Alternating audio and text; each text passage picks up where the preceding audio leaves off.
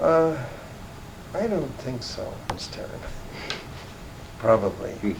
Or people came to call it the Mott transition. Well, Mott needed something to distinguish the Anderson transition from the Mott transition. He called the mobility edge and the metal insulator transition associated with the mobility edge, the Anderson transition, designate his own transition, and so he accepted the one that the rest of us had been.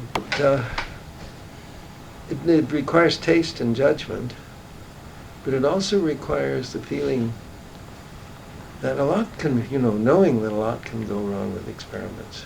When you see that one substance is a metal and another is an insulator, that difference isn't something that some experimentalists can make a mistake on. I mean, it's clear. If it's shiny, it's a metal. If it's transparent, it's an insulator. It isn't quite like that in the case of clear substances, but it was like black and white. Modern era, when I'm worrying about ITC superconductors, these are very complex materials. The number of mistakes you can make in analyzing them is legion, infinite. You need a great deal more experience and subtlety in understanding what the experimentalists are telling you. There's other problem is that thanks to the success of the Bell Labs style, the Bell Labs method of working in teams of experimentalists and theorists together, that there is a tendency for every paper to have its own theoretical interpretation.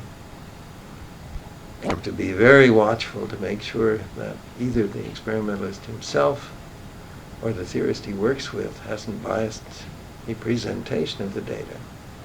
Very few people fake data, but very many people bias the presentation to bring out the points, the critical interpretation they make. So my advice to young theorists is always, don't look at what the experimentalist says about his data. Look at the actual points. Look at the actual experimental data. And then you, more than half the time, or not more than half the time, but a very appreciable fraction of the time, you will find that the points on his graphs don't say what the experimentalist says they say. Do not interpretable in some entirely different way.